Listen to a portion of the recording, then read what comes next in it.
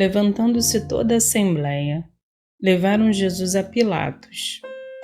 E ali passaram a acusá-lo, dizendo: encontramos este homem pervertendo a nossa nação, vedando pagar tributo a César e afirmando ser ele o Cristo, o Rei. Então lhe perguntou Pilatos: és tu o Rei dos judeus? Respondeu Jesus: tu o dizes. Disse Pilatos aos principais sacerdotes e às multidões: não vejo neste homem crime algum. Insistiam, porém, cada vez mais, dizendo: ele alvoroça o povo, ensinando por toda a Judéia, desde a Galiléia, onde começou, até aqui. Tendo Pilatos ouvido isto, perguntou se aquele homem era galileu. Ao saber que era da jurisdição de Herodes, estando este naqueles dias em Jerusalém, lhe o remeteu. Herodes, vendo a Jesus, sobremaneira se alegrou, pois havia muito queria vê-lo, por ter ouvido falar a seu respeito. Esperava também vê-lo fazer algum sinal. E de muitos modos o interrogava. Jesus, porém, nada lhe respondia. Os principais sacerdotes e os escribas ali presentes o acusavam com grande veemência. Mas Herodes, juntamente com os da sua guarda, tratou-o com desprezo e, escarnecendo dele, fê-lo vestir-se de um manto aparatoso e o devolveu a Pilatos. Naquele mesmo dia, Herodes e Pilatos se reconciliaram, pois antes viviam inimizados um com o outro. Então, reunindo Pilatos, os principais sacerdotes, as autoridades e o povo, disse-lhes: apresentaste-me este homem como agitador do povo, mas tendo interrogado na vossa presença, nada verifiquei contra ele dos crimes de que o acusais. Nem tampouco Herodes, pois não-lo tornou a enviar. É, pois, claro que nada contra ele se verificou digno de morte. Portanto, após castigá-lo, soltá-lo-ei. E era-lhe forçoso soltar-lhes um detento por ocasião da festa. Toda a multidão, porém, gritava: fora com este, solta-nos Barrabás. Barrabás estava no cárcere por causa de uma sedição na cidade e também por homicídio. Desejando Pilatos soltar a Jesus, insistiu ainda. Eles, porém, mais gritavam: crucifica-o, crucifica-o. Então, pela terceira vez lhe perguntou: que mal fez este? De fato, nada achei contra ele para condená-lo à morte. Portanto, depois de o castigar, soltá-lo-ei.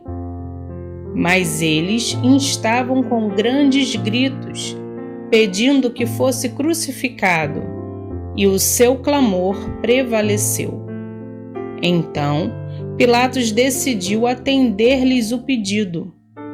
Soltou aquele que estava encarcerado por causa da sedição e do homicídio, a quem eles pediam, e quanto a Jesus, entregou-o à vontade deles. E, como o conduzissem, constrangendo um cireneu chamado Simão, que vinha do campo, puseram-lhe a cruz sobre os ombros para que a levasse após Jesus.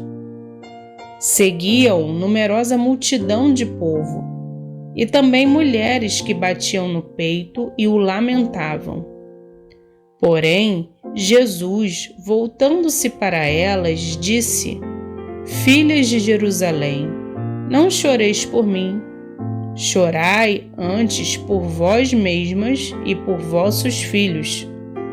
Porque dias virão em que se dirá: bem-aventurada as estéreis, que não geraram nem amamentaram. Nesses dias dirão aos montes: caí sobre nós, e aos outeiros: cobre-nos. Porque, se em lenho verde fazem isto, que será no lenho seco? E também eram levados outros 2, que eram malfeitores, para serem executados com ele. Quando chegaram ao lugar chamado Calvário, ali o crucificaram, bem como aos malfeitores, um à direita, outro à esquerda. Contudo, Jesus dizia: Pai, perdoa-lhes, porque não sabem o que fazem.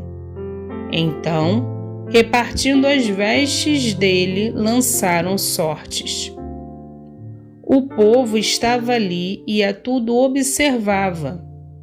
Também as autoridades zombavam e diziam: salvou os outros, a si mesmo se salve, se é de fato o Cristo de Deus, o escolhido.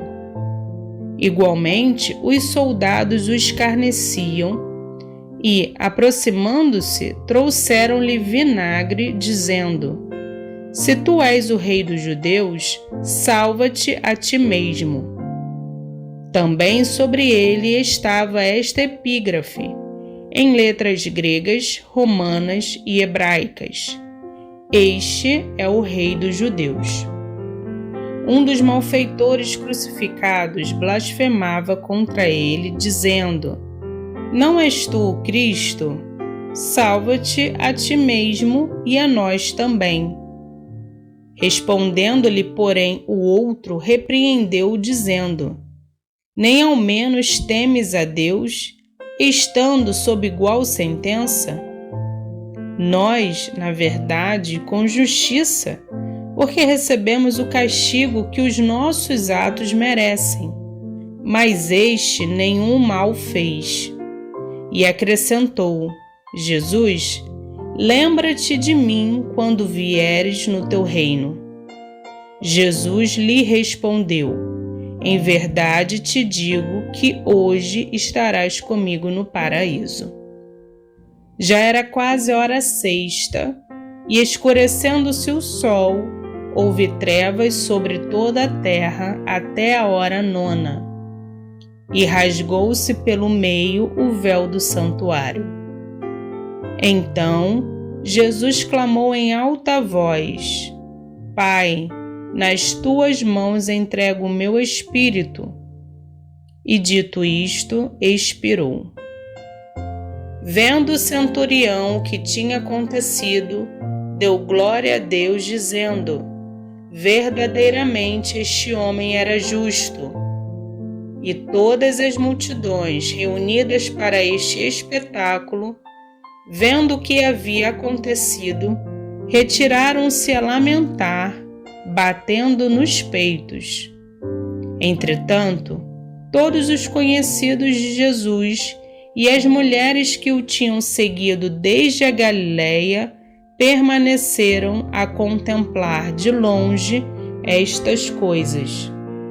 E eis que certo homem chamado José, membro do Sinédrio, homem bom e justo, que não tinha concordado com o desígnio e ação dos outros, natural de Arimateia, cidade dos judeus, e que esperava o reino de Deus, tendo procurado a Pilatos, pediu-lhe o corpo de Jesus.